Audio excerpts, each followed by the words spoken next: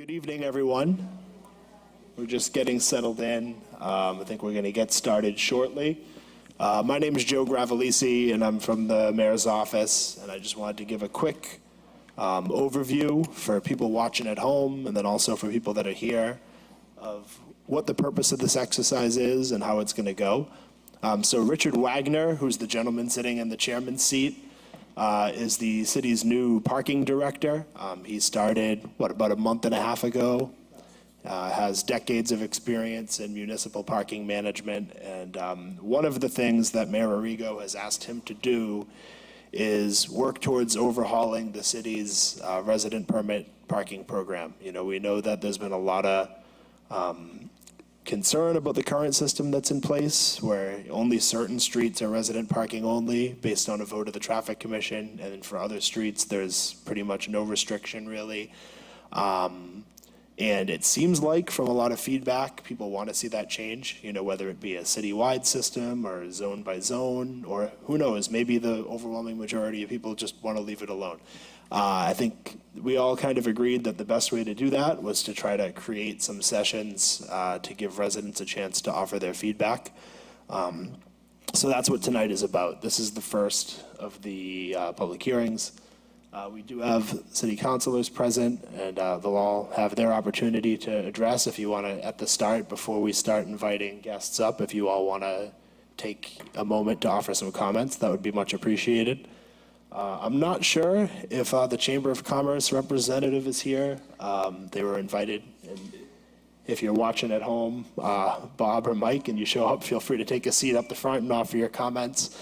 I think to try to keep this moving in a relatively orderly fashion, we're going to go from front to back of the room once it opens up and start to the left of the chairman, so my right here, and just go from the inside out, if that makes sense. So the person that's sitting on the aisle there in the front row would start if they want to speak, and then go outward from there, and then go to the other side of the front row, and from the inside out, and then the second row and third row and onward. That seems like a fair way to do it, so that we don't have fights for the microphone. We'd ask that everyone try to keep their comments brief if possible. 3 minutes would be what we would ask you to keep your comments to if possible. This is just a start. You know, we're trying to generate some ideas and generate some conversation, but we look forward to hearing what people have to say. What was that? Yes, and when it is your turn to speak, when you come, just press the button on the microphone, state your name and address for the record, and go ahead and make your comments. So with that, I think if we want to let the councilors introduce themselves and offer their thoughts, if you want to start with Councilor Giannino. Thanks, Joe. My name is Jessica Giannino, and I'm a city councilor at large. I think that this is a great opportunity for the residents to be able to talk about a lot of issues, because the issue is this is going to affect the entire city, and we want to do it right. So taking it neighborhood by neighborhood and asking everybody is the best way to handle it. And I know that every single neighborhood in the city of Revere is unique and has its own parking issues. You know, some it might be commercial parking, some it might be commuter traffic, some it might be the streets are just too narrow, and there's always an issue. So please know that your councilors at large, as well as your ward councilors, are always here to help you with your parking concerns. So if there's something that, you know, at the end of this meeting you don't feel is resolved, feel free to reach out to us directly so we can work with you on a one-on-one note to address it.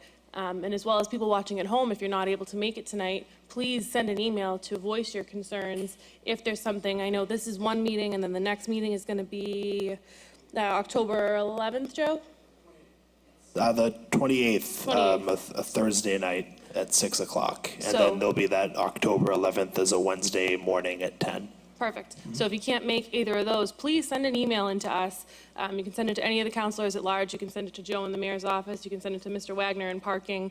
I'm hoping Revere TV will maybe post our email addresses after this so people at home can reach out or give us a call if there are concerns that they can't get to us at one of these meetings. But I hope that everyone speaks openly and honestly. Tell us what the problems are so we can help you fix them. And thank you all for taking time out of your nights to be here. I'm Ward 3 City Councilor Arthur Guanasso, and I certainly served in the community for so many years. I've heard complaints for many, many years. And it seems like in the past 6 or 7 years, we're inundated with automobiles. This is not the old Revere as we knew it. And certainly something needs to be done. We're inundated with all kinds of commercial vehicles.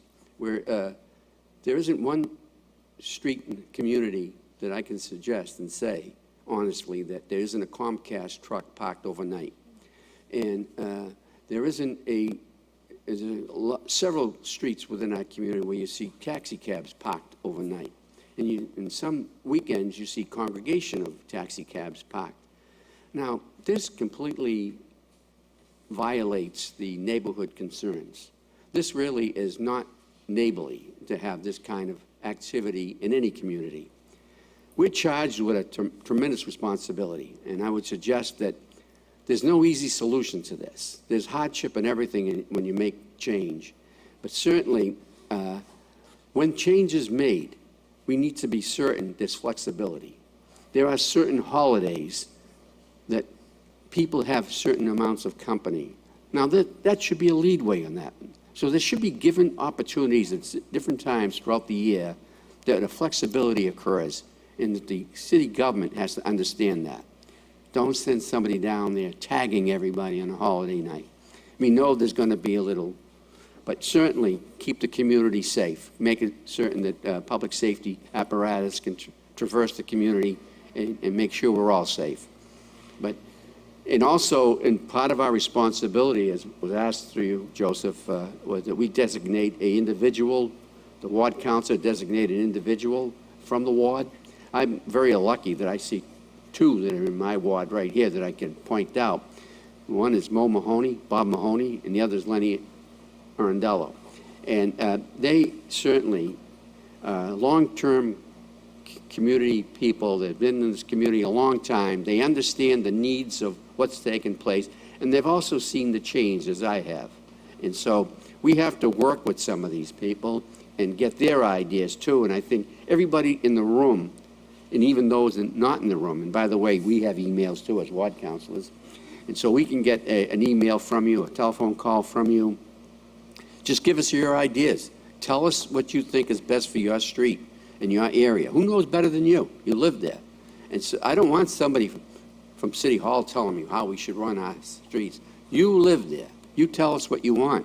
And I think that's what we should be cognizant of. That's what we should be paying attention to, because it's upon us all to do the right thing for our city, and it's a long time in coming. I think that all these people here, I would suggest very strongly that they want some sort of relief because they're experiencing some pain, and they want to be certain that it's done in an orderly fashion. So I'm looking forward to working with the committee and working with each and every one of you, and certainly with you, Mr. Chairman, and we'll do whatever we can to alleviate the problems in our community. But we need attention. We need it soon. Thank you. Good evening. My name is Ira Novoselsky. I'm the Ward 2 counselor, and I want to welcome our new parking director, Rich Wagner, to the city. He has quite a chore in front of him, and there's been a lot going on over the last, I'd say, even 10 years, with all the number of cars that are being brought into our city that in most cases don't belong here. People are using our city for overnight parking, for daytime parking, and we have enough headaches. We don't have to worry about other people's problems. We don't want theirs. But this particular group of sessions that we're going to be having, as Councilor Granasso said, we're looking for your input.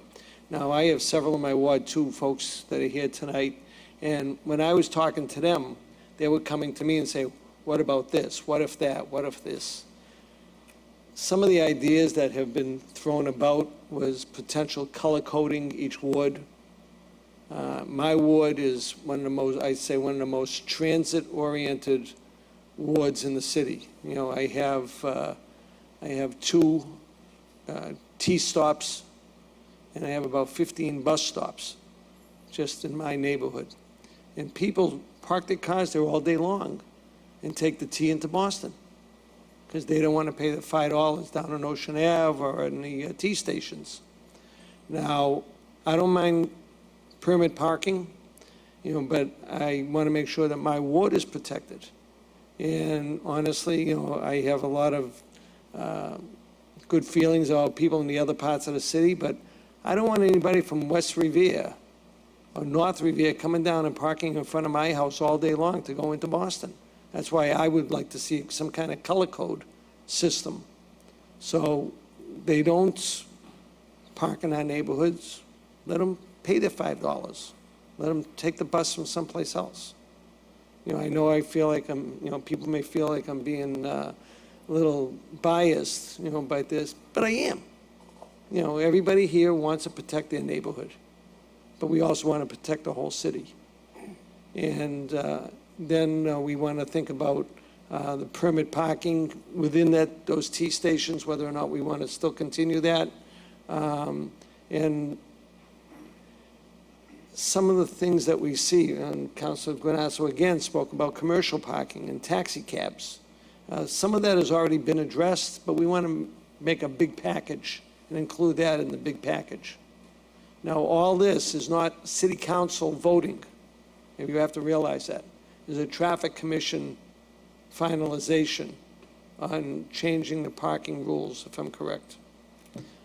So when we have this hearing, and this is a hearing, there'll be another hearing as stated, and then we'll have a group that was selected by the councilors, and we'll be sitting at a round table on that 10 o'clock meeting in October to put all these thoughts together and see what is the best way to go to present to the Traffic Commission.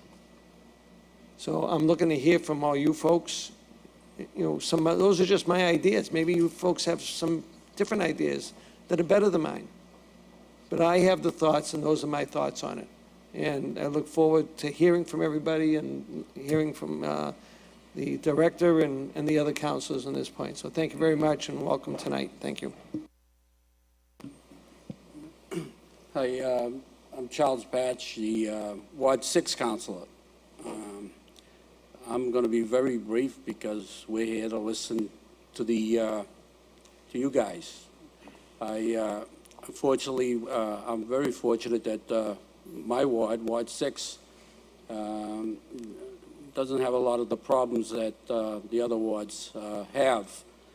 And so I'm going to listen to the people who speak, and whatever the majority of the people want, I'll be in favor of.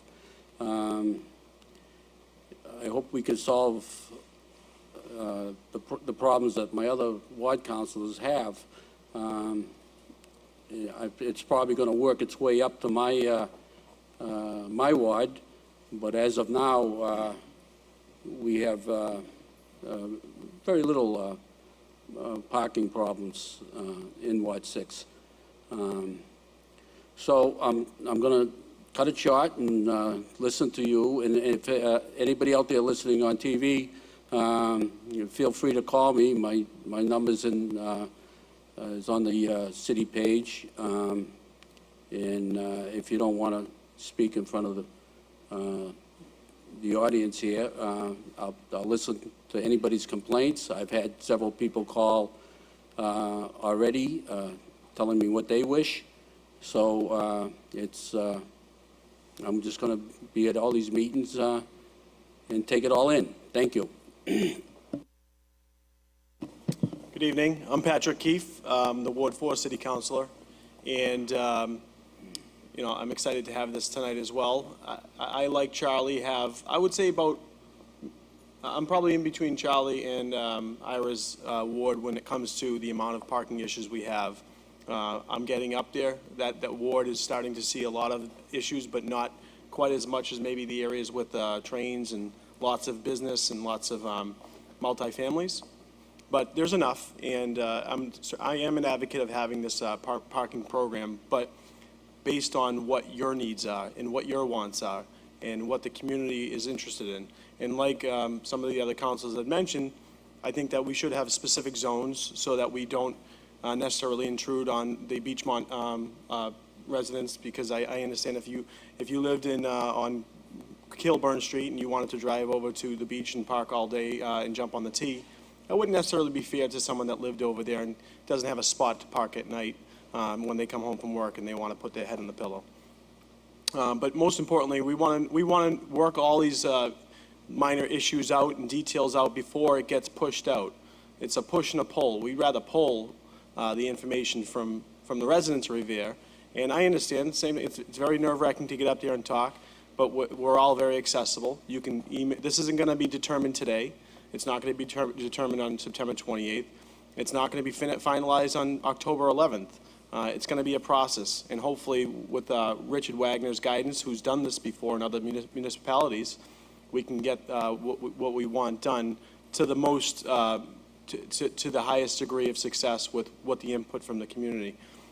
Just for your duration, what we have, so especially Ward 4, we border Chelsea and Everett. Both Chelsea and Everett have resident permit parking. So what happens if you live on the border of Chelsea and Everett? And the residents of Haskell Ave can tell you this. Everyone that has company and they live in Everett, they park all their company and all their extra cars in Revere because we don't have this program. So there's major intrusion on streets like that border those towns. So it's almost a necessity to have now at this point. I know that there's going to be some paperwork or things that are going to be a little bit of a nuisance, but the hopes are the upfront work that we do will relieve as much of the nuisance as possible so that we can roll it out, and it gives relief to the residents of Revere. Most importantly, the residents of Revere. We want people that are homeowners, that are stakeholders, that are tax-paying citizens of Revere to get the benefit from this program. We're not looking to benefit the residents of Everett, no offense to Everett or Chelsea or any other town. We want the residents of Revere to see the relief. So that's my biggest piece. I did invite, and I'll introduce Anna Picardi. As a ward council, we were all given the opportunity to invite some residents and have some stakeholders in the game as well. So I know that I see some other fellow Ward 4 residents, but specifically, I'll turn it over to some resident feedback, Anna Picardi. My name is Anna Picardi. I'm a resident of Park Avenue. I am definitely a proponent of this, as I'm sure I'm hoping many of you here are. We've experienced a few things in our neighborhood that has led us to really want this and have a big stake in it. And I've spoken with other residents in my neighborhood, and we all seem to be on the same page that it would definitely be something that would benefit our neighborhood. So we're excited about it, and we're, as far as a ward, looking forward to what's to be. Thank you. Richard, I don't know if you wanted to say a few words.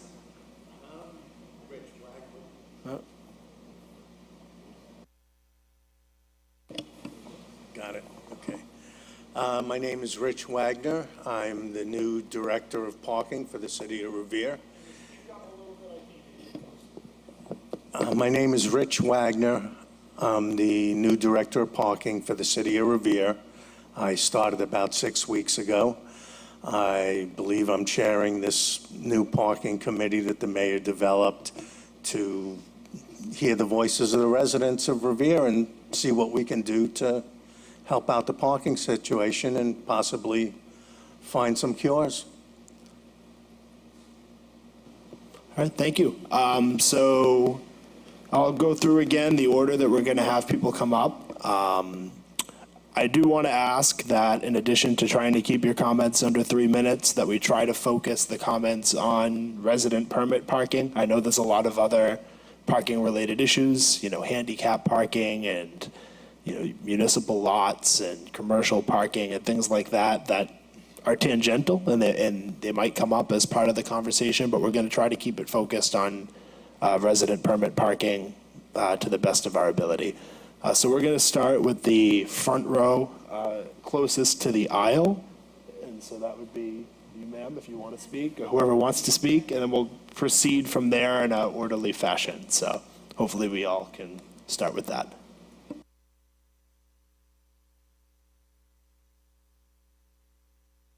And just state your name and address. Yeah.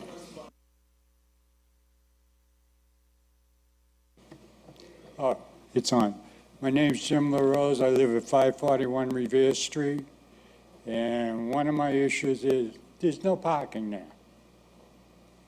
I live on the opposite side of North Shore Road. And there's a very small area.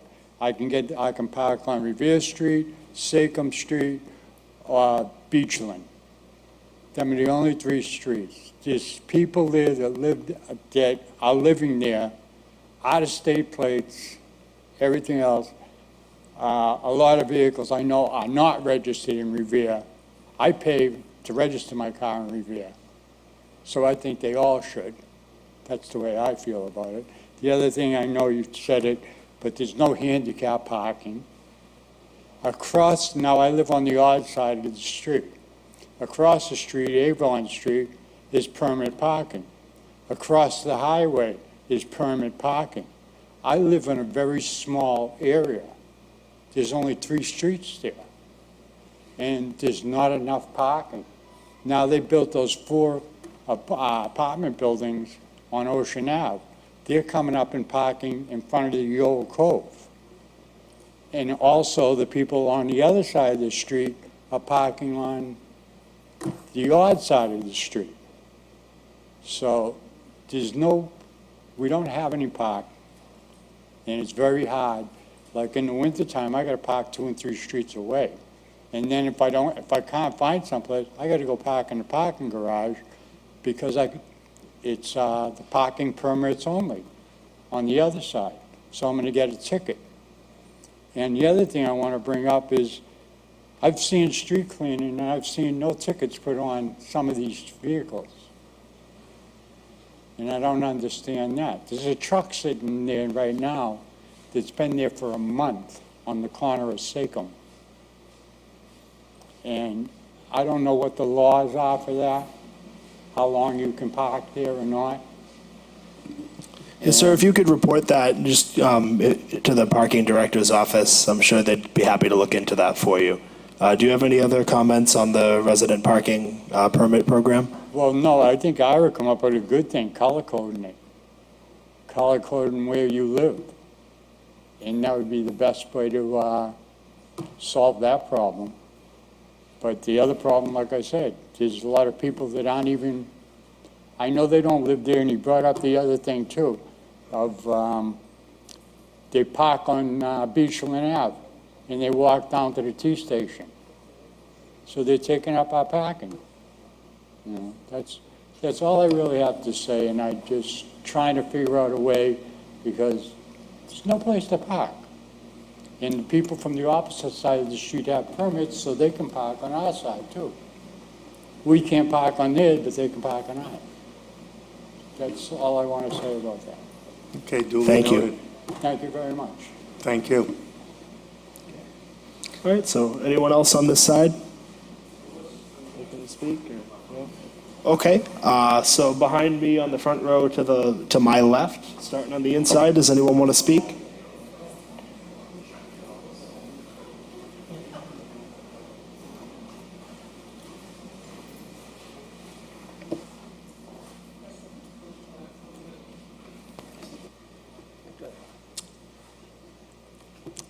My name's Annette Gold, and this is my husband, Mark Gold. And we live on Sumner Street. We're there 59 years. And we have a multi-house. And There you go. okay. And we've seen a lot over the years. We have 2 cars. We park on the street. But what's happening is we have a car on our street that I know they live on the Hunt. They come over, they got New York plates. They park the car's there for 5 days. They don't move it. Then we get people that come down, because I know the car's on the street already, and they park and they go to work. Then they come back and they're gone. Lately, we've had cars from Beach Street come over. We have Shirley Ave. They come over, Thornton Street. I know each car that pulls up. Lately, we've had trucks. What was it? The one that was in front of the house. Yeah, what commercial place? Commercial plates. They were there 3 days. never tagged, they're overnight. And then finally, I was very happy, someone tagged it a little way up the street. They got the first ticket. But we've had commercial vans with letters on them. We see it every day, something new. So what we're saying is, and like I said to Ira, people that are parking don't live on the street. They don't live around. And we don't have enough parking, my tenants up the street. And this is an issue that we really have. These trucks are there over the weekend, they don't get tagged. No, they don't tag on weekends. No one tags on weekends. Mr. Wagner, would you like to just clarify for the viewing public some of the changes to the commercial parking ordinance, the fact that they recently went into place, and also how they can report violations, and also how they can get a permit if they're legally parked? Okay, so I believe sometime in May, the ordinance went into effect for commercial vehicle parking. There's an ordinance that you cannot park between 10 p.m. and 8 a.m. with a commercial vehicle, and now you can get a permit. Cost of a permit is going to be $420 starting January 1st. Between now and January 1st, the city's, giving out the permits for free. What you need is to have your car inspected. There's a form you fill out, you bring it to the traffic department, the police department. They'll inspect the vehicle, see if it meets the requirements, and then we'll issue a permit to anyone whose vehicle is registered in the city of Revere at a Revere address. Are they going to have a sticker on their car? There will be a sticker on their To windshield. show that they have paid for it? Exactly. So if you see a commercial vehicle in your neighborhood, all you have to do is look on their windshield by the driver's side and see, right now, it's a green Let sticker. me ask another question. We have an apartment, actually a shelter across the way. They have a parking driveway. A lot of the cars don't have enough room there. So when they come, they park on the street. They take it from early morning until 5 o'clock. Are they And- allowed? Who is this that's parking? It's a shelter. It's a shelter on Sumner Street. They have a driveway. Yeah. People work there and so forth, but there's not enough room in there. So when they So they come park in the on the street. morning, they park on the street, and they stay there until 5 o'clock. Yeah, as long as that street's not permitted, and we can put a permit system for that specific street for residents, for employees, for, whoever belongs there, and So what- that's why I'm going to work closely with the councilman to deal with the specific needs of each ward So you're and each saying street in that- that ward. So what you're saying is, if you live on Sumner Street, those are the only people that can park on Sumner Street with Correct. residents? Well, If there's yeah, Excuse me, what? I don't hear you. sorry. No, I didn't hear what he Yeah, said. no, okay, so the way the resident permit system works Yeah. is it's to protect those people who live on that street. Right. So if you live on that street, Right. you're entitled to a permit. And what happens if there's a car that comes from the Hunt that doesn't belong there, and I don't have a place to They will park? be issued a summons. And what do I have to do, call them up and say that car Well, is illegally we will parked? be enforcing it. We will have enforcement. We'll see. And we do, and that happens now,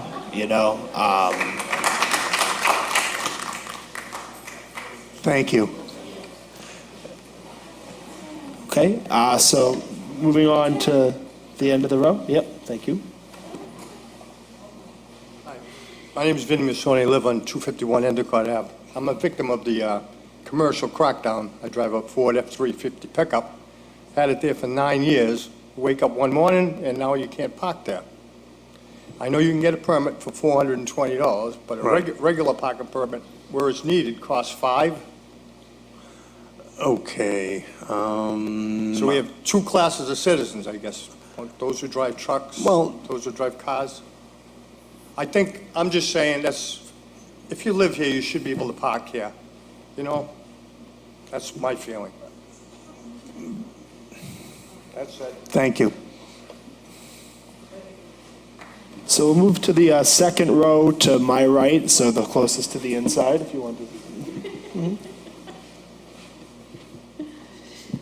Hi, I'm Jan Dumas. I live at 50 Walnut Avenue, and you're going to get sick of me. That's Neelix. I live near the Revere Beach T-Stop, and probably the first week that you were there, I sent you some information. I did a survey. He's doing his job. It's okay. I did a survey of the parking meters that are on Shirley Avenue, and the vast majority of them do not work and have not worked in recent memory. What that means is Shirley Avenue becomes not a parking area for people using the businesses, but a parking area for people using the T-Stop. They park there all day long, and since none of the meters on the street or the municipal lot work, there's not much anything anyone can do. Now, I know we put a program in place on Broadway with those new fancy meters. How is that going, and when is Shirley Avenue going to get meters that work? And I don't care if they're the old dial-up kind. Okay, so we are in the process of getting new meters for the entire city. And we have to run pilot programs. And the first of 3 have been ran. I'm working on the next 2, and we will make a decision as to what is the best product for the city, and it'll be based on the parking commissions, the councilors' input on which meters will best serve the city. And hopefully that will be, hopefully we'll have meters on the street by the first of the year. Okay. I'm in the process of growing to be 5'6".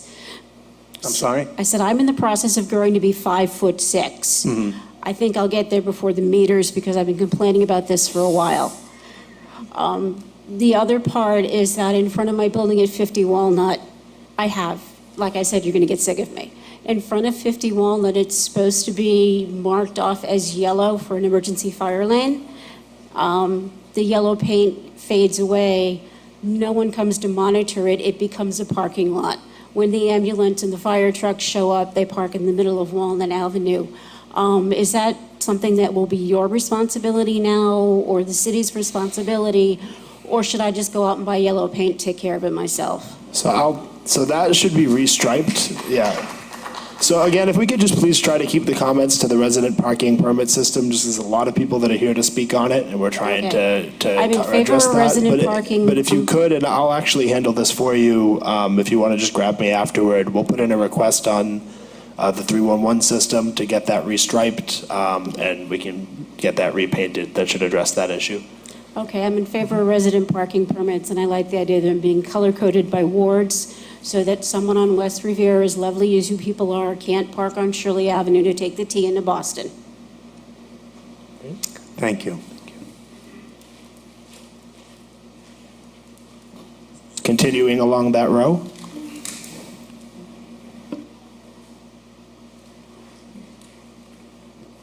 Hi, my name is Betty Roper. I live on Cheever Street.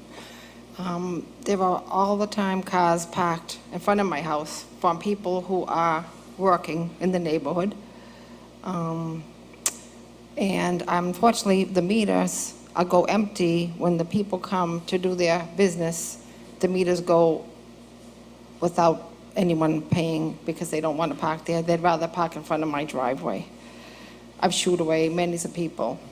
Luckily, I have a driveway, but we have a couple of cars at our house, and I often have visitors, family come.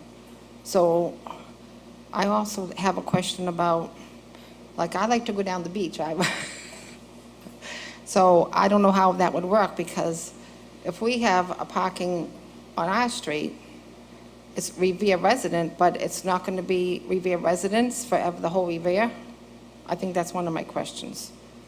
So if you were to I get mean, if I wanted to visit someone on a different street, I would like to be able to with the Revere resident. Right, so part of the resident parking program, the residents of that street are entitled to 2 visitor passes. Okay. So, you could park on any permitted street if you're visiting someone, and they'll give you their pass to Okay, put so on there your would be- dashboard. There would be okay. Also, That- if I can help answer as well, there's a good chance, and once again, this is where we're going to get some feedback. The majority of the resident permit parking enforcement and distinction would be more towards the overnight, more towards the 10 PM to 7 AM. And so it wouldn't really impact you during the day because, as you know, if you wanted to go down the beach or visit your friend a few streets over, it's more going to be an overnight process. Although we don't know that, this is going to come from the feedback and continued conversations. But that's how a lot of communities are doing it. It's more of an overnight permit parking program. More Yeah. importantly, for when you're coming home from work, you'd be able to spend time, not having to look for a spot. Obviously, in the transit-oriented areas, like Councilor Novoselsky was mentioning, the bigger impact they're going to have is during the workday.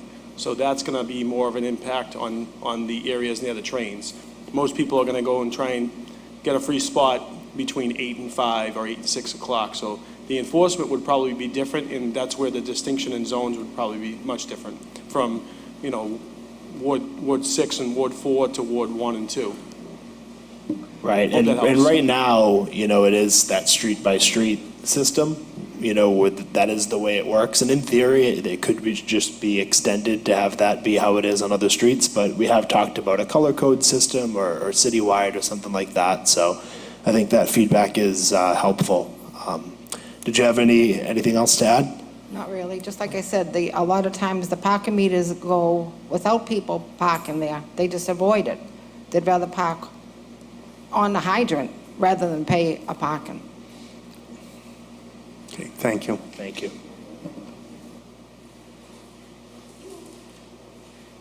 Who's next?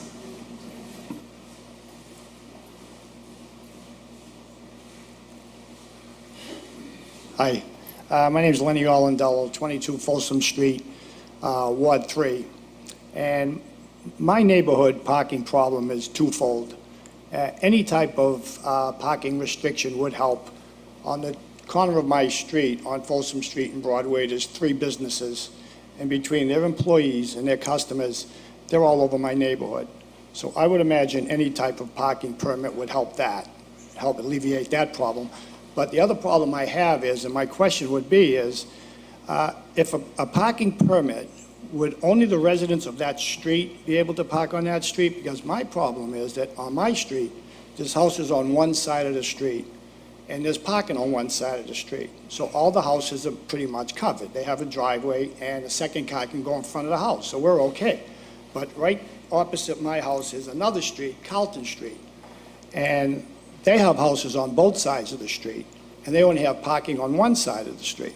So all that overflow from Carlton Street comes on my street, and my spot's the first spot they go for. So in the winter, when it's snowing, they're there for 2 or 3 days, and then they pull out and leave a pile of snow. And if my wife, we have to piggyback in the driveway if someone's there, so we have that option. But that's my other problem, and I don't mean to be selfish or a bad neighbor, but is just Folsom Street residents going to be allowed to park on Folsom Street? My question is that how the program's going to work? I guess we're going to look at it street by street when I sit down with the counselors to discuss. That would be my suggestion for my neighborhood. Right, so, if we can arrange it, I'm not familiar Yeah, with your specific right, street right, right now, so I right. really can't comment. Well, that's why I came up. Now at least you have a little bit of, something to go on. I mean, we're going to try and work street by street Yeah. and take care of the needs of everybody who lives on Because that street. that's really the bigger problem. The other streets coming on my street. Maybe it means we change the no parking regulation on the other side of the street that's in question. Yeah, I'm not familiar with it, so Yeah. I don't know why there's no parking on that side of the street. yeah, well, there's not enough room on the street. Your cars It's wouldn't not get up wide and down. enough, is that it? Yeah, it's not wide enough. But Okay. anyway, at least now you know, and the councilors know what my problem is. And Arthur knows, I've called him 100 times. I don't have to remind him. Yeah. Thank you. Thank you.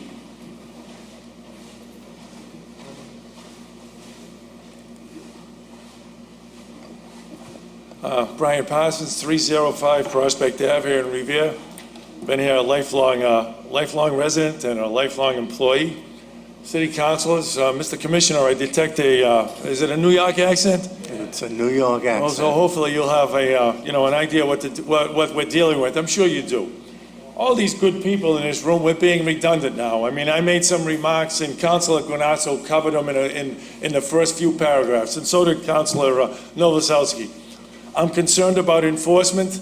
I heard, no disrespect, Mr. Commissioner, but I heard you say to this woman over here that, you got to look on the window for a certain sticker for the commercial vehicles. Are we the ones that are going to have to enforce this? Oh, look, I hope not, but we're understaffed. I'm looking to bring on more staff. And I understand also, I'm looking and to I'm bring not- in some yes. technology. I'm looking to bring in technology where there's what they call mobile LPR, license plate recognition, and the enforcement No, I officers understand. will drive down the You know- street. You know what else that we're lacking here too, ladies and gentlemen, and for my fellow people in Revere, is how do we enforce the lack of courtesy and the lack of decorum for one another? I mean, sometimes it's just absolutely unbelievable. I mean, I'll go outside and I'll stand up for myself all the time. And there's been more than once that I had to show some decorum myself. And I am not about, as a citizen of Revere, I don't feel as though I should have to pick up the phone and call those blessed America's First Revere Police Department for a parking issue. Because they have all that they have to handle with things of that nature. I mean, if you drive down Broadway, you'll see the lack of decorum, people taking U-turns at 30 miles an hour, crosswalks, fire hydrants, you name it. That once you go up into those side streets, it's a free-for-all. It's wrestling. And there's just, the administrative assistant here, Mr. Gravellisi, had mentioned the fact that we have some sort of a commercial vehicle ordinance, in fact, now. And when I go to the city's website, and I have to admit, I go there quite often because the best show on television is the city council meetings. And I go there to look at the agenda. And the big banner states that this has been in effect. Well, I'm going to bore you with another incidental issue. I got a six-wheel vehicle. I don't have to give any more details because it says 6 wheels. And I back out of my driveway at 305 Prospect Ave. I've been there 150 years, and it's probably easier to back up into the Avenue on Americas in New York City because I can't see, and it's a dead end. And it's just a complete lack of respect, lack of courtesy, and this is what we're going to have to address also, because I don't think it's just here in Revere. I think it might be nationwide. And once we address that, then, perhaps we can live together, but easier. I mean, I've seen so many different things, and people, yes, Councilor Guanasso, people may have parties, and they can have get-togethers, and that's fine. But during a snowstorm, and double parked, and the poor plow driver couldn't get all the way down, he had to back all the way back down past the reservoir and back in, with no regard for anyone. One of 100 examples that all of these good people here can cite. Enforcement is going to be the key, and I don't think it should come to the neighborhoods and for the neighborhood people. I mean, we can't expect us to stand up and go after a guy in a truck and say, well, you parked there. And he'd be, man, again, you're complaining. And I don't want to be that man. And it really took something for me to come down here and speak like this in front of all you people. But then again, I mean, I've seen things now with people parking cars in the back on the grass. I mean, these are beautiful houses up there. And real estate is through the roof in this city. And this is where we stand. Thank you very much, and thank you for listening. Thank you, Thank sir. you. I just want to add, I know this came up earlier with regard to the commercial parking. I just want to make sure that so that banner that you referenced on the website has been up there since June, informing people of the new commercial vehicle ordinance. However, it just began being enforced from a ticketing perspective this month. There was a phase-in period where only warnings were being issued to make sure that everyone who has a commercial vehicle who may legally be able to get a permit was aware of it, and we didn't just start I feel bad, I know there was someone in here who did get a ticket for it. The goal was to make sure that everyone knew about it before any tickets were issued. Obviously, you can never have a 100% success rate with that, but, if you see these issues, certainly contact the parking director's office to report them, but we do have parking control officers that are out there, and they have started enforcing that new ordinance as of this week. As I'm sure you've heard some of the complaints from people that did get tickets, so I'm sure you know that is happening. Thank you for your comments. Who's next? Hi, Timothy Watson, 7 Cheever Street, Revere. We have all the businesses on Broadway and the Legion Building, they have parties, and 90% of the time I come home from work and I don't have a parking spot. They park right at the corner of Broadway and Cheever. There is a fire hydrant. All the businesses, the Libertos, the Brazilian Market, they all park right there and say, I'll be 5 minutes, I'm running in. Well, what if there's a fire? They block the driveway. That's pretty much it. And building 250, they don't live on that street. They shouldn't be parking there. Okay, so we're working on some new equipment and technology that will help do away with those problems. Thank you. Okay, who's next? Keep going down the row. Is there anyone else in the row? No? Okay, so on the other side here, the second row to my left, furthest to the inside, if anyone wants to come up. Okay.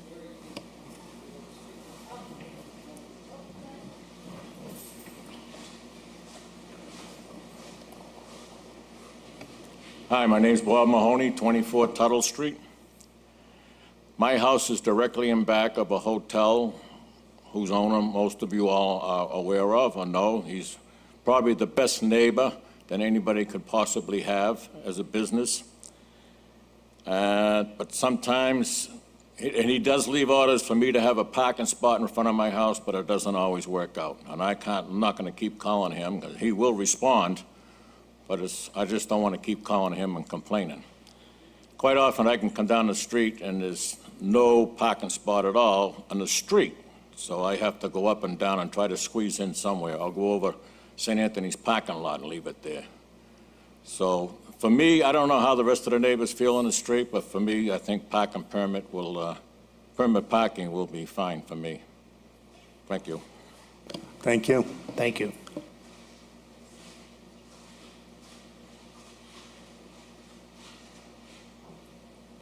Eric Lampadecchio, 43 Tapley Avenue, formerly of 10 River Avenue, as well in Revere.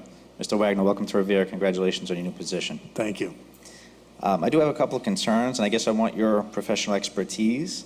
In previous municipalities where you've implemented this process, what is the effect that you've seen on car insurance payments for residents in that area? I'm totally unaware of how it's affected their car insurance payments. Okay. My understanding is that by increasing the total number of vehicles on file, the insurance does go up, so that is a concern. I don't know if there's any way to negotiate that with insurance adjusters or anything like that. Just for Revere residents, car insurance is already through the roof for us.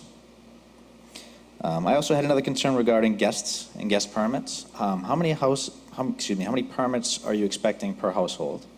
We're currently issuing 2 per household if they request to. Some don't request any, some request 1, some take both. Okay. The visitor Visitor passes, yeah. Yes, I'm sorry. Lastly, I just want to say that, I feel this is a neighborhood by neighborhood issue. I think Councilor Giannino spoke very well about it. I think our current situation is challenging. This gentleman here spoke about residential parking, I believe it was on the Sachem Street area, but he lives the next street over, and he's getting the overflow and yet can't park there as a resident. So there was also another resident that spoke about how she'd like to visit Revere Beach, even though she lives in Revere, not on the beach zone.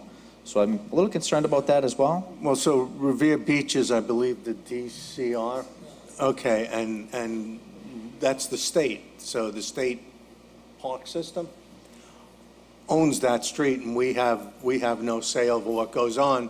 I do believe the administration is trying to work with the DCR to put some sort of system in to keep it accessible yet controlled. Okay. So, Okay. as that evolves, we'll let the public know.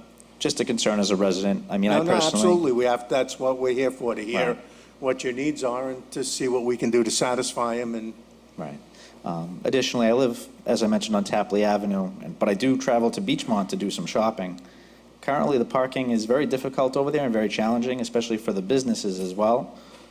I know that we see both sides of the coin. The business parking overflows into the residential area. Is there any way to differentiate those types of zones, or is there any plan to set business zones? yeah, so, usually the happier you make the business owners, the less happy the residents are, and vice versa. So, Okay. in each area, we have to figure out what's the best balance. So again, it comes back to meeting with the councilmen and I guess the business owners, the community as a whole. Community, yeah. Lastly, if any of the councilors would like to sponsor me, I'd love to be a part of that October meeting and at that round table, so I am available, and thank you for your consideration. We'd love to have you. Thank you. I'll sponsor you, so, you're in. And all are welcome to come to every session.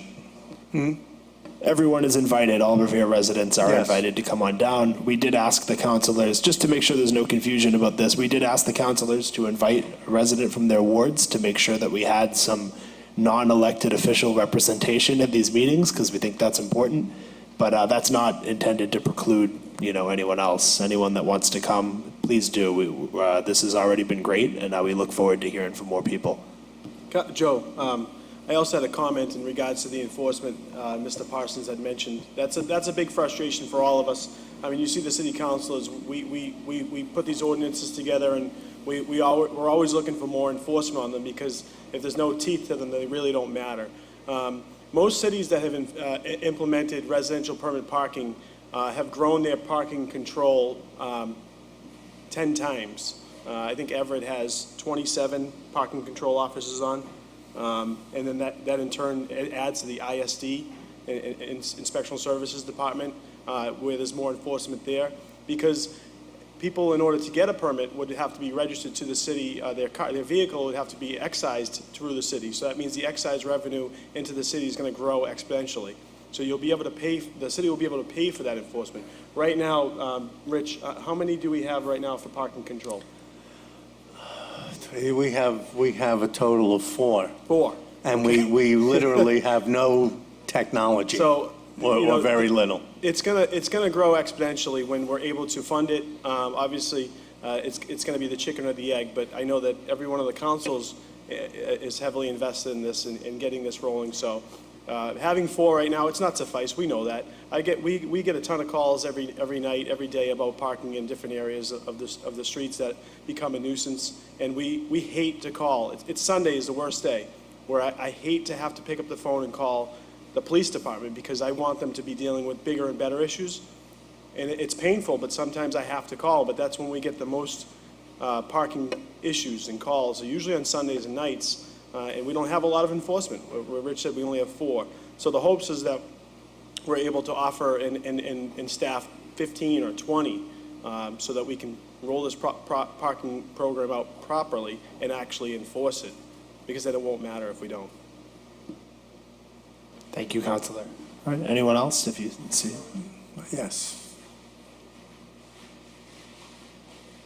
Hi, my name is Cynthia, and I live on Rand Street, 17 Rand, and it's a nightmare up there. It's dangerous, and we're inconvenienced, and I'm pretty upset about everything that's going on up there. We have companies that operate out of their house, and the parking is very limited. And also, we have a house up there that houses disabled adults, and those employees, which are 4 a day, because it's 24/7, are there every single day. We're also one-sided parking, so trying to get in and out of my driveway is absolutely insane. I just downgraded from an SUV to a smaller car because the street is small and you cannot get out. And I need plowing in the winter, and my plow guy is wonderful, Ralph. And you guys got to do something, and you can't put it on us. to call the police, because the police will do this. This is the truth. I quote you. We are busy. Somebody coming around that corner, that fire truck coming around that corner, coming up from Oxford, or those police coming around that corner, somebody's gonna get hit. And they better hope it's not me. I mean, I think that, like, you guys really gotta get on it and define, have some definitive answers for us, not we're working on it. We need answers because it's been going on way too long. That's all I have to say to you. Okay, thank you.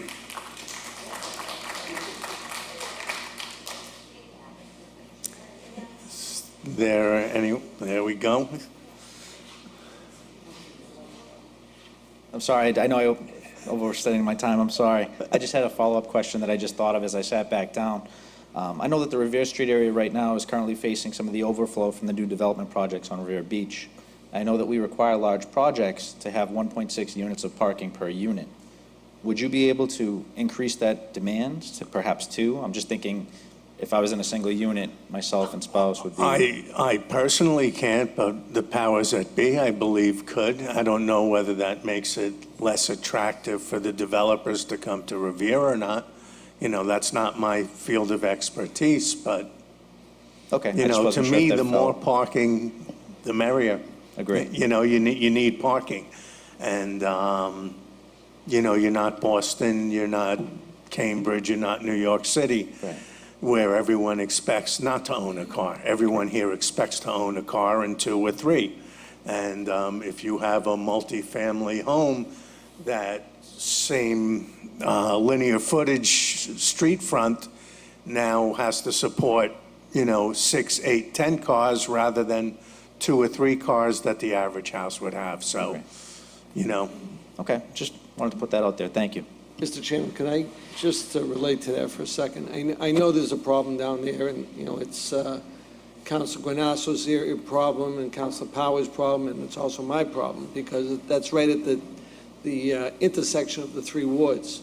Now, what's happening is, and we didn't anticipate this when they were building the buildings, we do require that 1.6, but we didn't anticipate them charging each tenant for a parking space.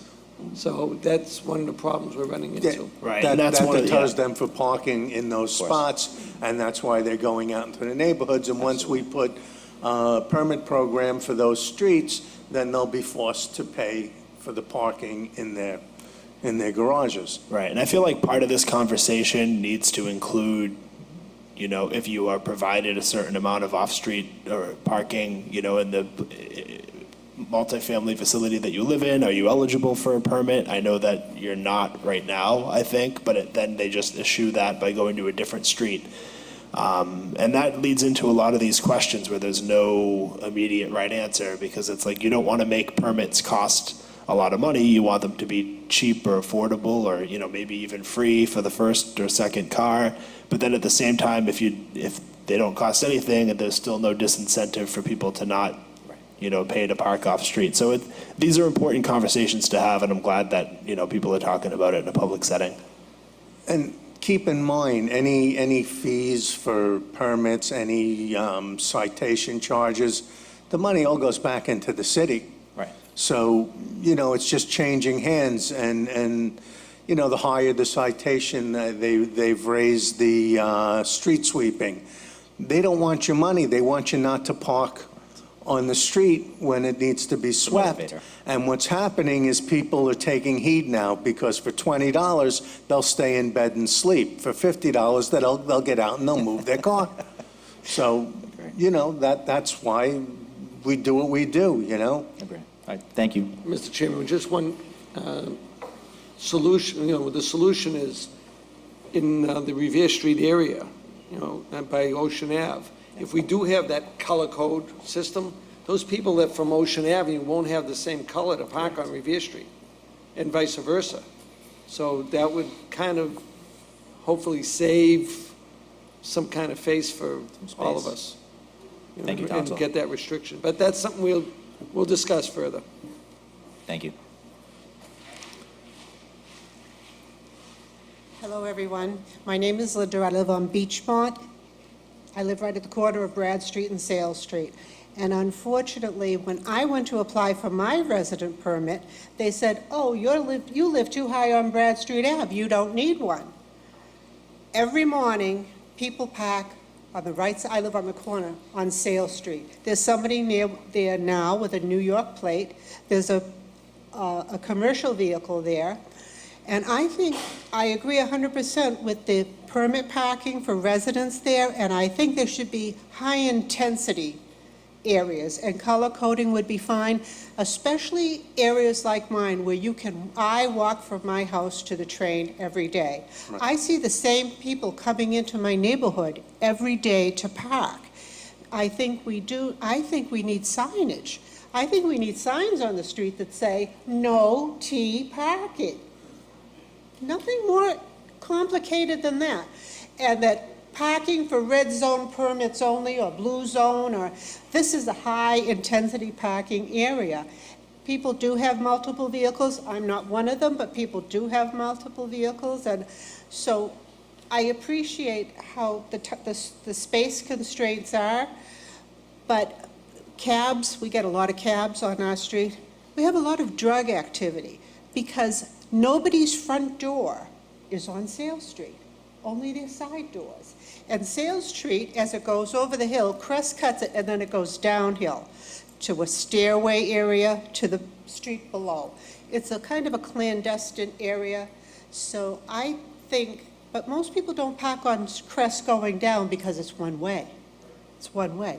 So I think signage that says, no T parking, or this is a blue zone sticker area only. And as for those businesses at the bottom near Beachmont Station, you see them in town, 10-minute parking, 15-minute parking max.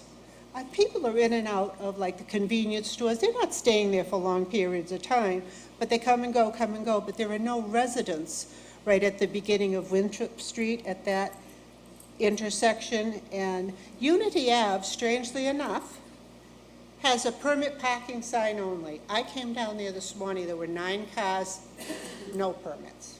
It has one sign that says permit parking. We need more enforcement. Yeah. We're aware of that. And we We're need some working more on that. signs, because there are no signs on Brad Street that I have seen that say resident parking only. You know, so I think, I like the color code area. I absolutely 100% behind the permit. But as I said, I was surprised that once you got to the corner of Brad Street and Sales, you no longer needed a parking permit. I don't have one, and I came to apply for one. Oh, you don't need it. You know, so I think we have to extend the length a little bit, because that's a downhill walk. It's very easy to walk downhill to the station in the morning, you know.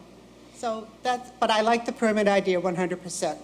Thank you. Mr. Chairman, just a note. Over the years, I've developed a knowledge and a feeling for what's going on. Now, each ward council, myself, Councilor McKenna, and even in the past, Councilor Penter, and God bless him, and Councilor Kimberly, God bless him, and even Councilor Singer. We don't know about how far people walk unless we hear from people like you.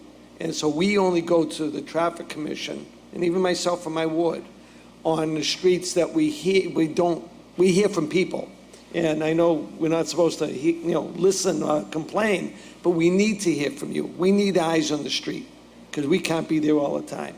And it's helpful, and we're not asking you to approach these folks, say you don't belong here. We ask you to call the police or call the parking clerk's office and tell them this is what's going on. We have to know this. We can't be everywhere all the time. And same thing with the parking control people. So we need this assistance. So, but I understand what you're talking about as far as how far it goes. Thank you.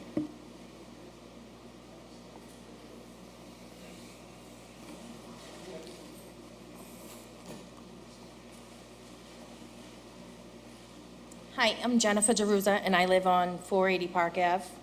Patrick knows me. Just so you know the general vicinity of where my house is, because my parking has been completely taken away. They built an island in front of my house, which he's very familiar on, which I'm trying to get rid of. But I have no parking. I have 3 vehicles in my house, He just saw a ticket on my car the other day. That means I have to keep track of 3 different vehicles for street cleaning on multiple days, okay? Which is a job in itself. My house is constantly going. I have multiple time zones for people going into work. So as far as the permit parking, it sounds like a great idea, but if that is to be taken in effect from 10 o'clock at night till 7 in the morning, is that correct? No, that's commercial Commercial vehicle only? parking right now. We're open to looking at anything and everything. So. Because I have a dentist office across the street from my house. You know, we only have 1 street parking. So the whole thing is who's going to be implementing it? This 311 service is going to be the ones that we have to go to if somebody's parking on the street? Because my husband comes home 11, 12, 1 o'clock and has no spaces. So that's what okay. I'd like to know. What is the intention of who is So- going to be regulating it? Yes. So as I mentioned, with just 4 right now, that's 4 for 7 days a week, 24 hours a day. That's not, you don't have total coverage. We actually only, the secret is there's no parking enforcement on the weekends. And I've been asking to have parking enforcement on the weekends since I've been a counselor. So the hopes is this program will help spark adding on to that role and getting 15, 20 parking enforcement officers so they can hit every single street every single night. But let me tell you, you only have 4 people, They're and they pretty do good. great coverage. They do a pretty I good can tell job. you. They do. You can look up my license plates, and I have many tickets. It's despicable. It's despicable, okay? But that's another story. they are But the able- whole thing is like you said, I'm sorry, Patrick, like you said, that the funding from the tickets is going back into the community. So why isn't there more meter maids? Why isn't there more people taking these others that don't belong on the street, that their cars don't belong in other people's driveways? I get tickets because I parked on my front lawn because there's no parking. So tell me who we're going to go to that's going to be regulating this. It's a great plan. It's a great plan, but when I call at 8 or 9 o'clock at night because I get no parking, I want to know who I'm going to because I'm not going to the police.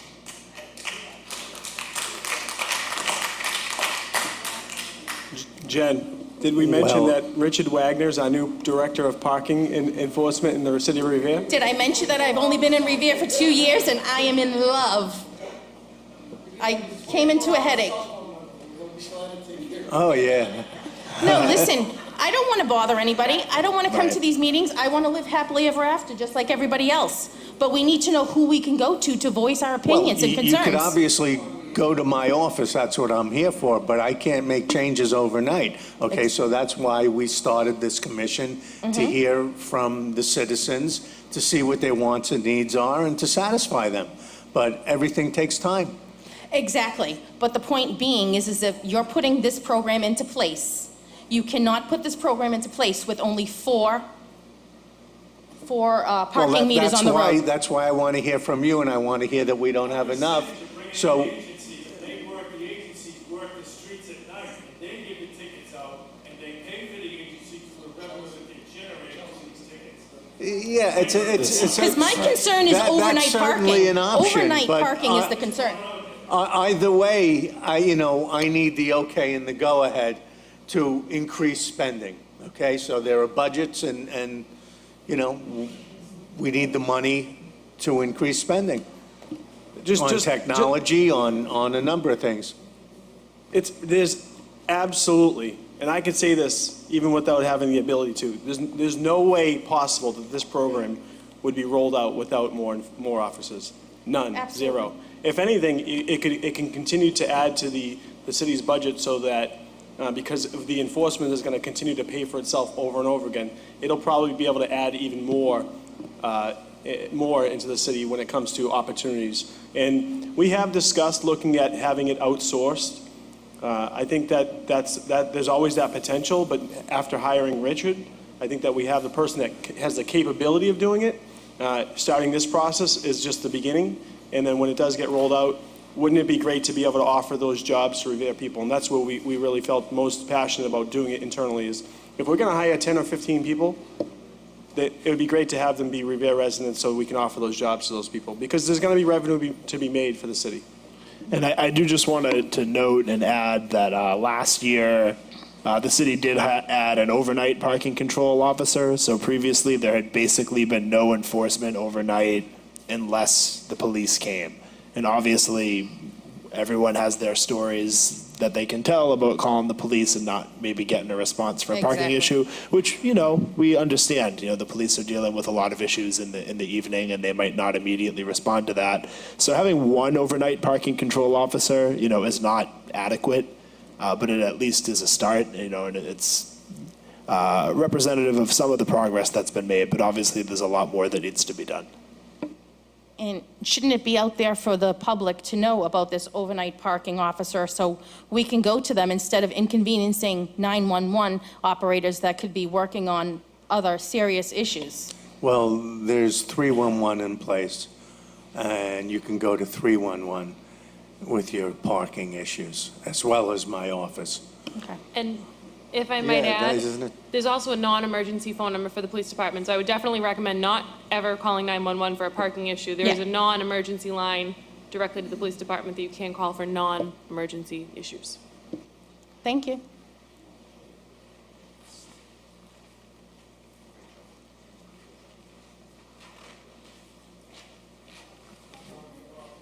Mr. Wagner, ladies and gentlemen, council. My name is Richard Voto, a 42-year resident of 12 Kilburn Street here in Revere. I am for the residential permit parking. However, I am not for selling permits to commercial vehicles when there was nothing wrong with the statute the way it read. The enforcement of the statute is the problem. Now, that being said, the reason why I am here is because the city of Revere would become an enabler by selling the parking permits for the aesthetic value of the neighborhoods, each neighborhood. Would you like trucks parked in your neighborhood? Throughout the years, I've gone through a lot of problems. God bless you. I've gone through a lot of problems.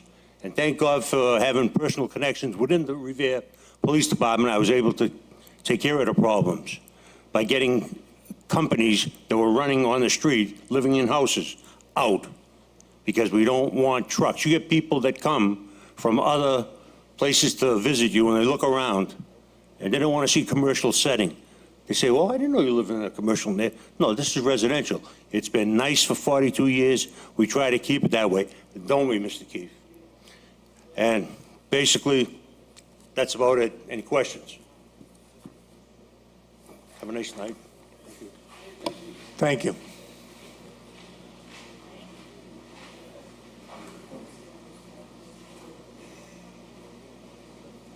Hi, John Flaherty, Davis Street. I have a similar problem to the gentleman from Folsom Street, where people come off of Broadway parking, like May Institute. They have a lot of people that come 8 o'clock every morning, and they come up the street, and there's not even a place to park. There's about 8 or 10 cars every single morning there. You can't even park in front of your own house anymore. So that's mainly my problem. And I was wondering about the wintertime with the plowing. The plows can come up the middle of the street, and that's it. Not just my street, it's every street in the city. I mean, it's horrendous. Every councilor that was up here after that big storm we had all said, oh, we got to do something, we got to do something. Nothing's been done. So I'm just hoping they get going on that. Okay, thank you.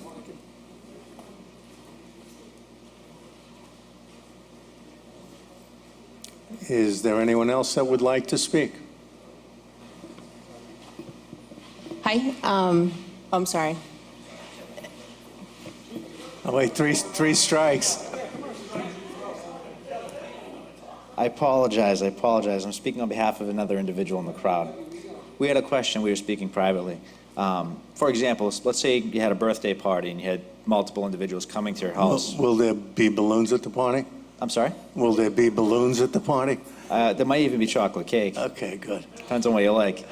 What would the procedure be for a resident if they're having multiple guests and they only have 2 passes? Okay, so currently there's nothing in place, but I'm sure, and that's a great point, that we can put something in place. You know, 1-day passes. Right. because people are going to want to do, a lot of residents here want to do the right thing, and Absolutely. We're here to help. We're not here to, you know.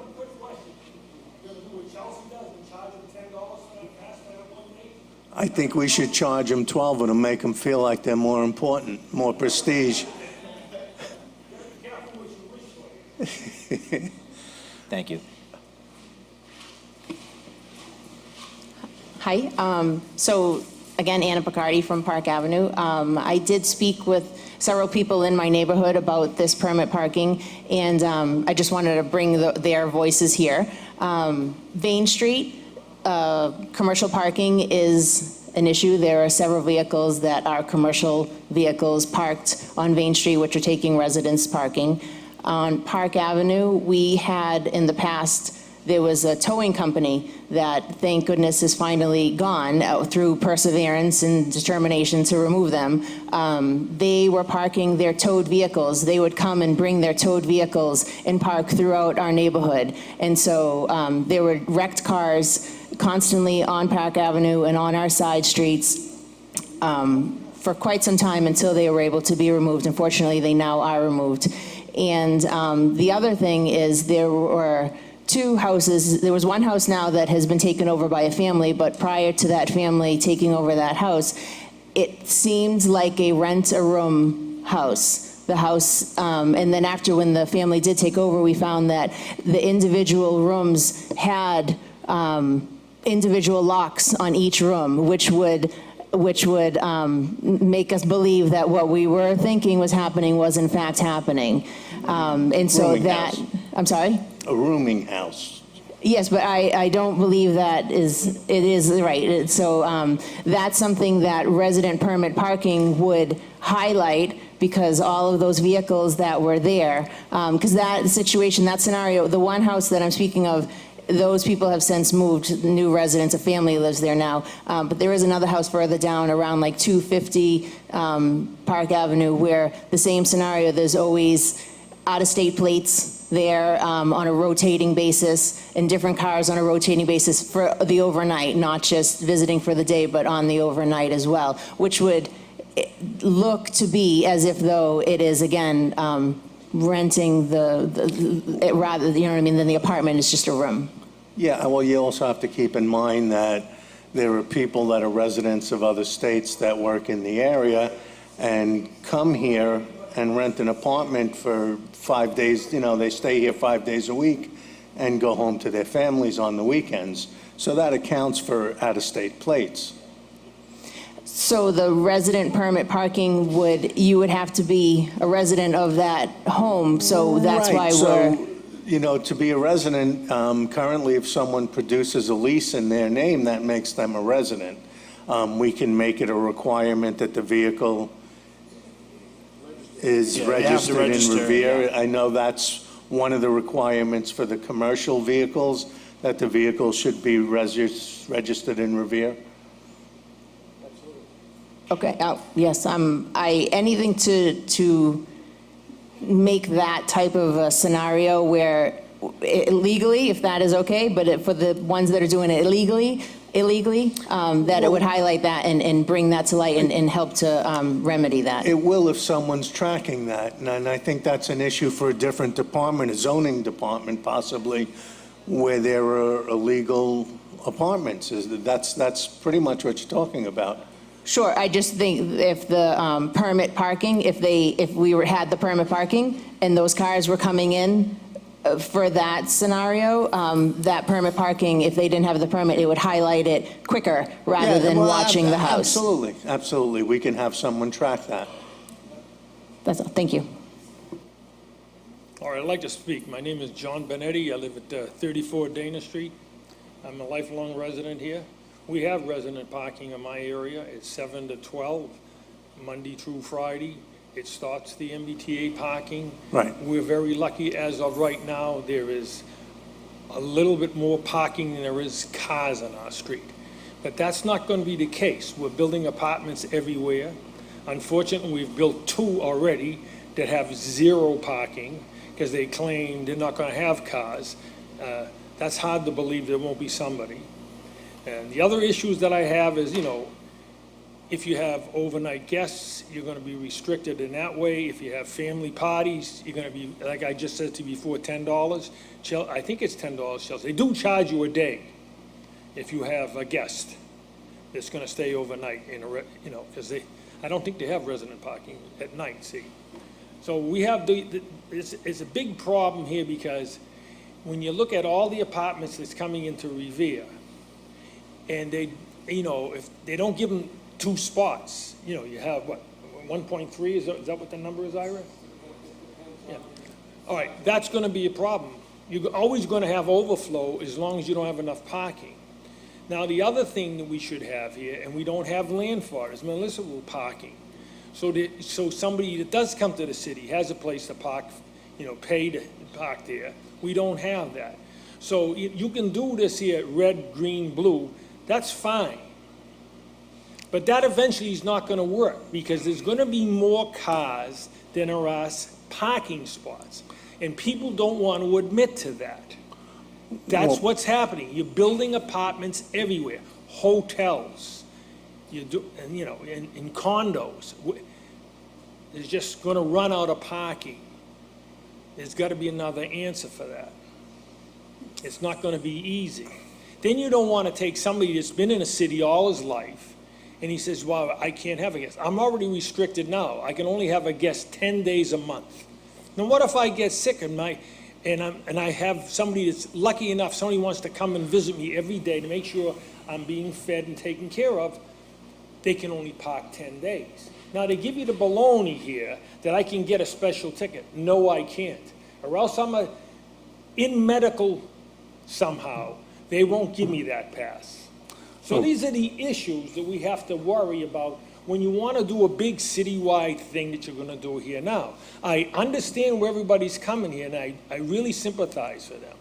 Because there are times when I come home and I can't park in my street, even though I have a driveway, but sometimes I have a few people that come to visit me. They're in my driveway, all right? So I have to park. I have to park on Garfield Ave or up in North Shore Road occasionally. Garfield Ave, thank God, we got one side. Ira knows where it is. The price is out. That's usually an empty side. We got both. That's why we got extra parking there, because of that one big corner lot. But those are the concerns. You got to be careful what you wish for here when you do this program. I'm not saying I'm against the program. You can have like the red, green, blue, orange, all that, those zones. But you got to take in consideration somebody passed away. Maybe there's a shiva to go to at that house. Maybe there's a birthday party or a shower or something like that there. Now, that's all right. If you want to give me, if I can go up and get 10 passes for that day, fine. But if I got to pay $100, that isn't fine. Those are the things you got to take and consider. Now, the other things, there are city ordinances here that don't get enforced. Like, you cannot park, and I tell my wife that all the time, in one spot for 72 hours. You cannot do that. Look up your ordinances. So that means if you got somebody that's been parked 72 hours and the car hasn't been cleaned with snow, tow them the hell out of there, including my wife. Of course, she never cleans the car. I told her last time she picked up her shovels when she was 3 years old. But we have a lot of laws that we don't enforce because we need 15 people to enforce them. All right? But you got to be fair to the public, to everybody. And you got to, and the city councilors, you just got to consider that if you're going to put new buildings in, they got to have 2 spots to park. None of this 2 1/3 and 2 3/4. No, 2 spots, and they're free if they're going to rent that building. Otherwise, like it just says, they don't buy those spots and they come into your neighborhood. Now, I sympathize with these people. But why are we picking landlords or businesses that do that? Don't favor them. Then we have tons in my area, and Ira can very vouch for this. We got a lot of absentee landlords, and they break every friggin' law there is, and nobody cares about it. And Ira will tell you, I'm a pain in the ass. I'm a pain in the ass to the mayor and anybody in this city, because those are my main issues. Today, I'll give you, for instance, it used to be my grandmother's house. I think it was 36 Garfield Ave. There's a driveway there. and it's a 6-foot fence, and he can't see to back out. Now, I'm coming up the street with my little 5-year-old grandson today, because I take care of him 3 days a week, and I gotta be very careful, because this guy's backing out. He can't see me. Now, an ordinance is against that. So these are the things, you get the overall picture. Ira made me get up here and talk, so I won't take any more of your time. We're going to thank Ira later, don't worry. So thank you very much. Thank you. Mr. Chairman, just so you know, I have to listen to this every single day, and I wanted to share it. I was always taught to share, but just one point that John made that I want to say we have a I solution. hear from you every day. That's right. So I'm your John. John talked about healthcare workers, okay? For the last 10 years, we have an ordinance on the books that allows healthcare workers to park every single day. There's a pass. We have a pass that costs them, the health organization that you have come in to care for you, has to pay $5. It costs them $5. They have to have proof that they work for a health organization, VNA, for Mystic Valley Elder Services, East Boston Neighborhood Health. Any of those are eligible to get these health care passes. And they can park more than 10 days a month because they're coming to care for you. I put this together. Let me clarify something for a minute. There is a way to adjust everything. There's an exception to every single rule. We can make all the rules we want. And we're going to have some great ideas. But we have to realize there is an exception to every rule, and we have to talk to the appropriate people to make that exception happen. So healthcare workers are pretty well taken care of, so. So a little clarification for the visitors passes. It's only 10 days in a row per vehicle. So you have 2 passes.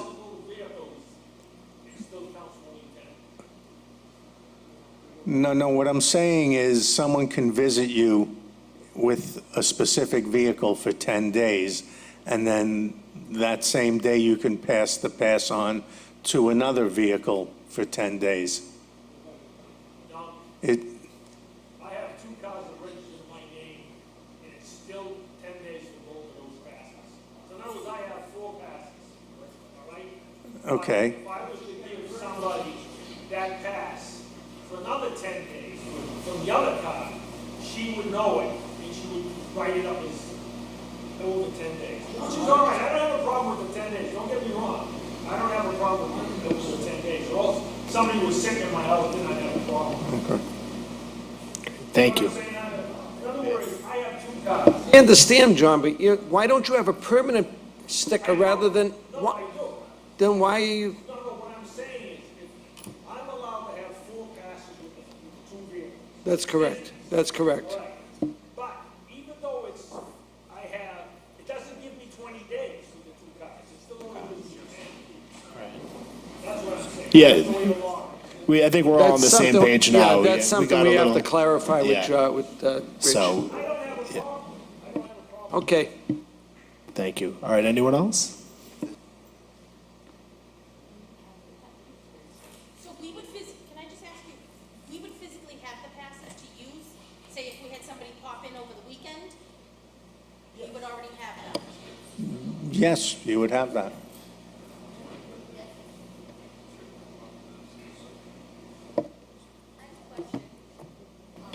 Yes. What about rooming houses? There's a rooming house at 100 Oxford Street with 5,000 cars there. It sounds like a lot, doesn't it? 5,000's Can I- a lot. can I- You sure it's not 4,070? Cynthia. So Cynthia, one of the biggest reasons why I'm passionate about this program is exactly that.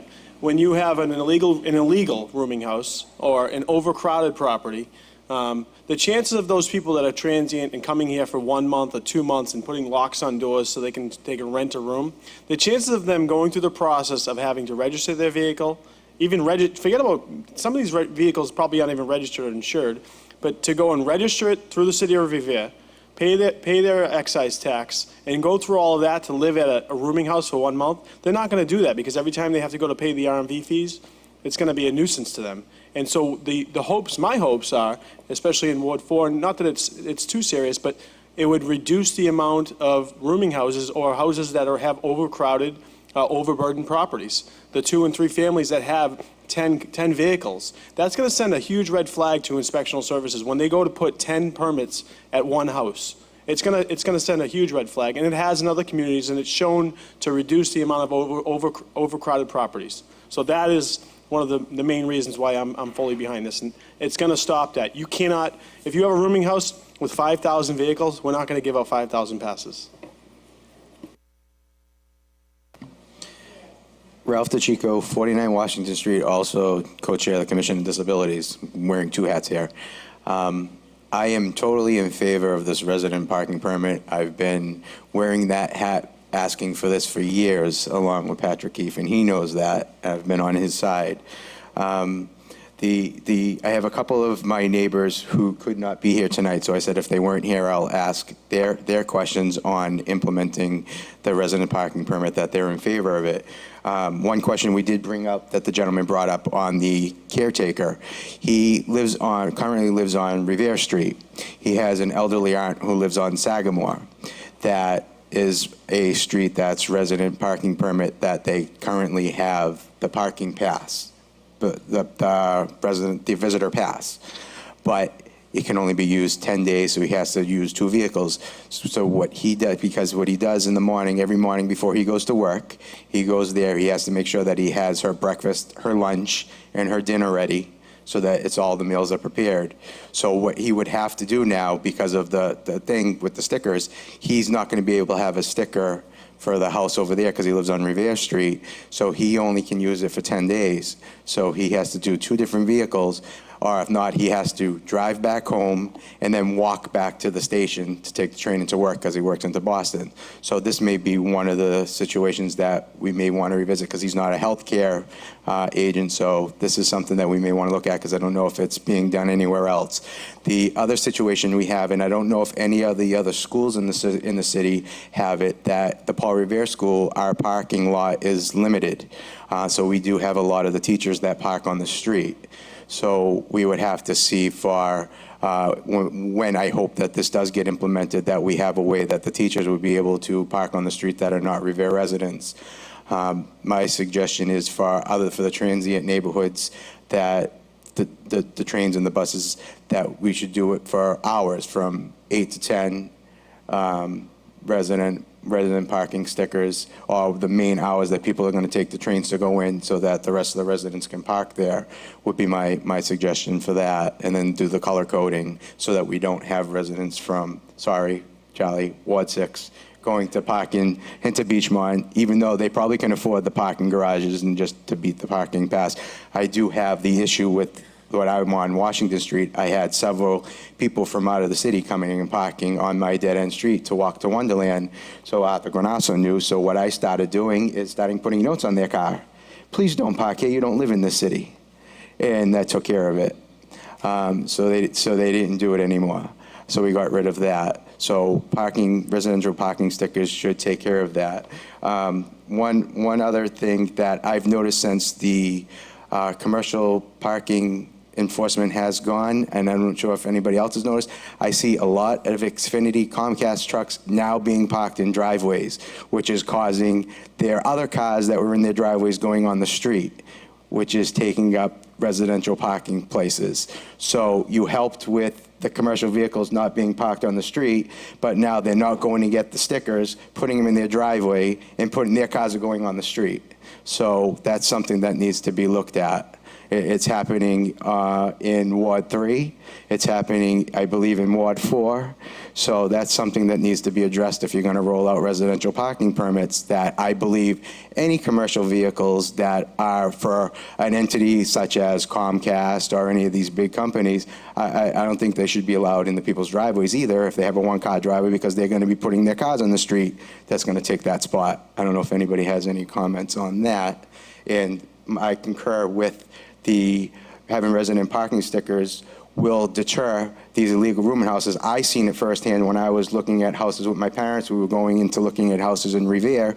Numerous houses, you could not get into rooms because they had key code locks, because they are using them as illegal rooming houses. So this will deter that from happening, because they will no longer be able to do that.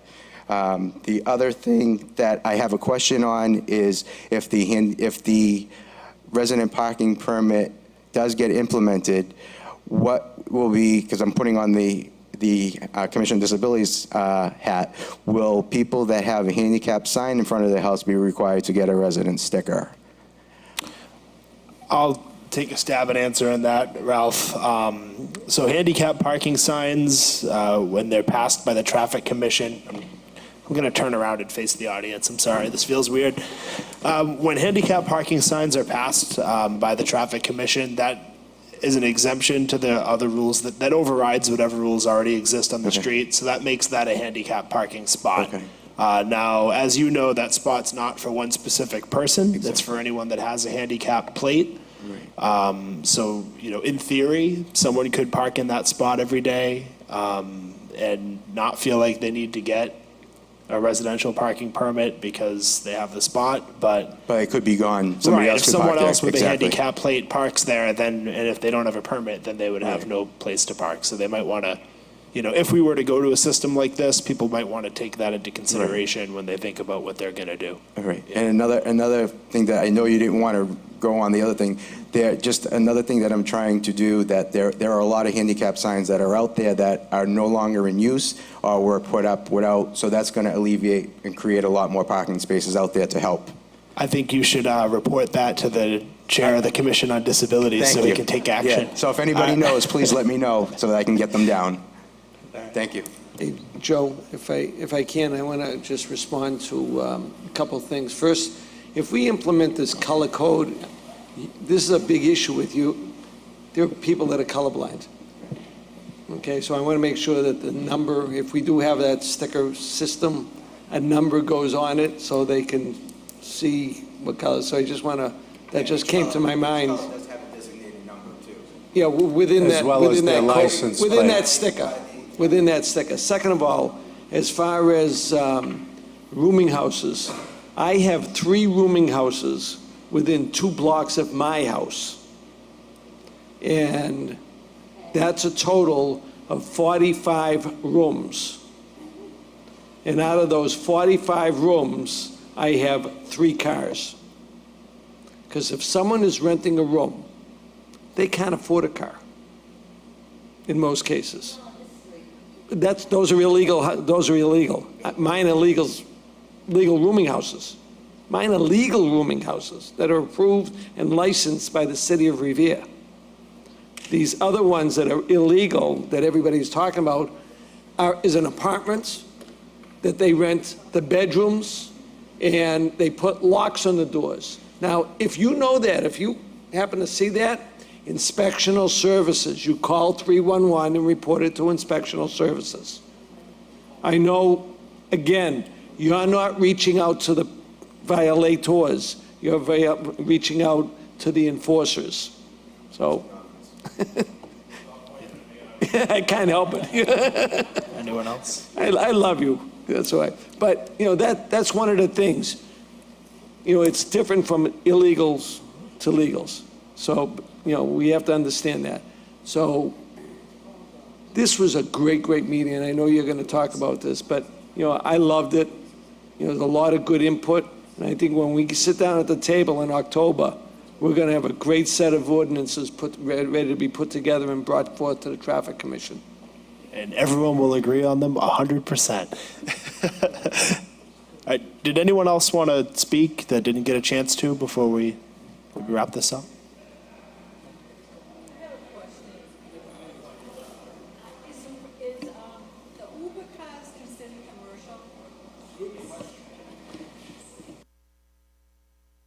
It depends on, so that would depend on how they're registered. Yeah, that's kind of a gray area. Yeah, if they're registered with a regular plate, then they're not considered commercial, although this is kind of an issue for state regulation, should all those vehicles be considered livery vehicles? I think in New York they are. Am I right about that? I'm not sure. I've taken Ubers in the city, but I never looked at their plates. I apologize for having a New York question and just looking at you. Right. Most likely, yeah, but I don't know for sure Yeah. because I, Some of the Uber vehicles have livery plates, because you can see the Uber logo and the Lyft logo on it. But then there's the people that, someone like you or I, that live there and work for them part-time. We don't need commercial plates, but we still have the stickers on the windows. So. All right. I can actually answer that question for you. The ones that have livery plates, Uber and Lyft have programs where they help you purchase the car and they hold the note. And those cars are required to have, yes, I know that, are required to have livery plates. The people who have their private vehicle and work part-time, those are not considered commercial vehicles. I have a friend who works for Lyft. No, that's interesting. And one other thing, Joe, regarding commercial vehicles on private property, okay, that is against city ordinance, so everybody knows that. But if you see a issue with it, you have to call inspectional services. It's not a parking issue because they're off the street. So it becomes a inspectional services zoning issue. And we had that down the Pines, and someone was bringing home a truck every night. They had a job. They couldn't park the truck in the street, but in a residential neighborhood, you can't park a commercial vehicle similar to that. So these Comcast vehicles are more inspectional services issues rather than parking issues because they're off the street.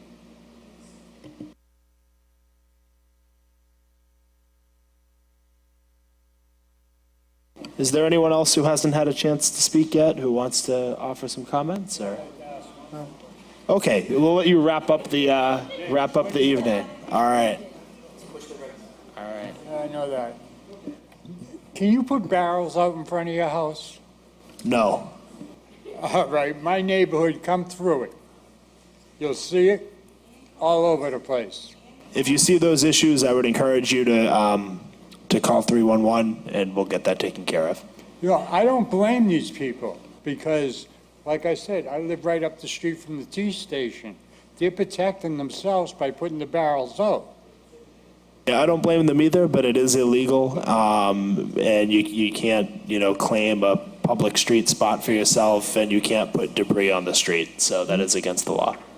No, This is not Southie.